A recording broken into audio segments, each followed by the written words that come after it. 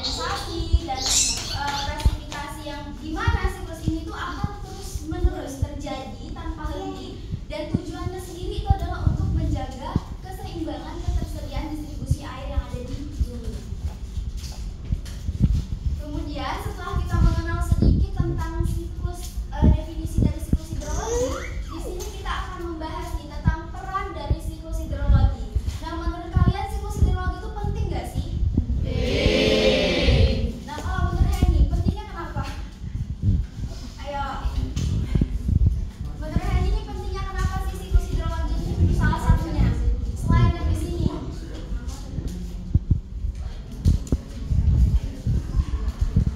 Kalau nggak ada ya nggak bisa hidup.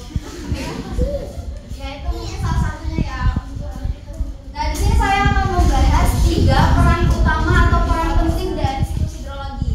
Yang pertama adalah untuk mendukung kehidupan. Tentu kita sebagai makhluk hidup ya, sebagai manusia itu memerlukan yang namanya air untuk minum, makan juga memerlukan ya. Kan setelah makan kita cuci tangan pakai air. Nah, untuk nyuci baju dan lain sebagainya. Nah, di sini siklus hidrologi ini sangat berperan penting untuk mendukung kehidupan, di mana dia mengatur ketersediaan air. Nah, salah satu dalam proses siklus hidrologi ini kan ada namanya proses presipitasi yang dijelaskan sama Eko tadi, yaitu proses turunnya hujan ke bumi gitu ya. Nah, di sini proses presipitasi itu membawa air tawar, sebagian besar itu membawa air tawar yang nantinya akan mengisi ketersediaan sumber daya air yang ada di bumi, yang ada di daratan, seperti di danau, sungai yang nantinya itu dapat bisa dikonsumsi untuk kebutuhan hidup, seperti untuk minum tadi, untuk kebutuhan konsumsi manusia, kemudian untuk kegiatan pertanian dan lain sebagainya. Paham nggak? Nah, yang kedua adalah mengatur cuaca. Nah, bagaimana di siklus hidrologi itu bisa mengatur cuaca? Nah, salah satunya tadi kita bisa mengambil contoh dari pola perubahan curah hujan atau presipitasi. Namanya pola perubahan curah hujan itu kan ketika adanya penguapan ya. Ketika penguapan itu meningkat atau ketika penguapan itu berkurang, nah itu akan mempengaruhi distribusi curah hujan di berbagai wilayah. Nah, misalkan di wilayah A, yang misalkan dia tuh memiliki curah hujan yang stabil, nah dia bisa aja mengalami yang namanya curah hujan yang intens atau lebih jarang. Nah, karena adanya siklus hidrologi tadi, sehingga bisa ketersediaan air. Nah, bagaimana nih siklus hidrologi dapat mengendalikan ketersediaan air? Nah, jadi perannya sendiri, siklus hidrologi ini memastikan bahwa air itu harus merata distribusinya itu ke berbagai wilayah, agar nantinya air ini dapat kebutuhan lain. Nah, kemudian di sini kita akan membahas tahapan siklus hidrologi ya. Nah, yang pertama ini adalah siklus hidrologi pendek. Kalau kita lihat gambar ini, dia hanya sedikit prosesnya. Ada 3 proses. Yang pertama adalah evaporasi. Nah, ada yang tahu evaporasi tadi prosesnya apa? Ya, benar ya.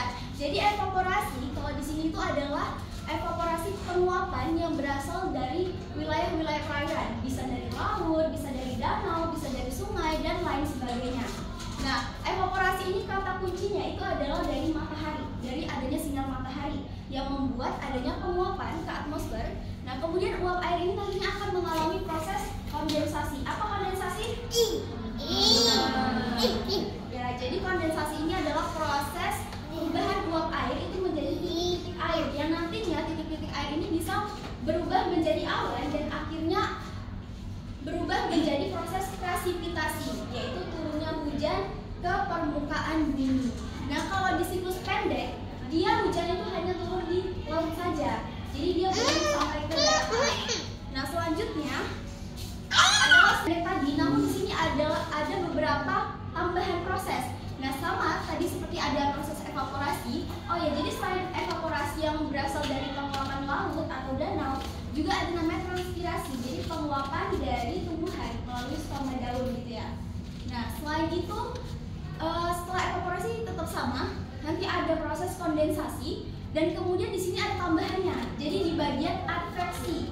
Nah, adveksi ini adalah, ada yang tahu adveksi apa? Ya, jadi adveksi ini adalah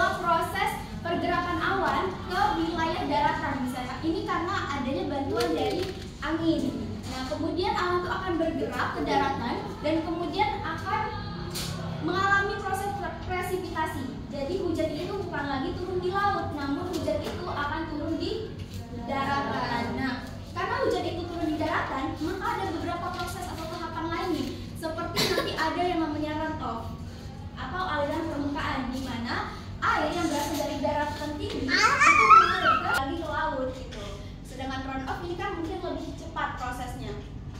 Oke, selanjutnya adalah siklus hidrologi panjang. Tetap sama, jadi siklus hidrologi panjang ini tetap yang namanya mengalami proses-proses siklus hidrologi seperti siklus panjang, seperti siklus pendek dan siklus panjang, siklus sedang. Nah, namun di sini ada yang namanya perubahan lagi. Jadi hujan yang tadinya mungkin di daratan itu air, namun di sini tuh ada proses perubahan dari presipitasinya, yaitu menjadi hujan apa? Ya, hujan es atau hujan salju. Nah, di sini ada namanya proses sublimasi, jadi penguapan. Nantinya salju itu akan menguap menjadi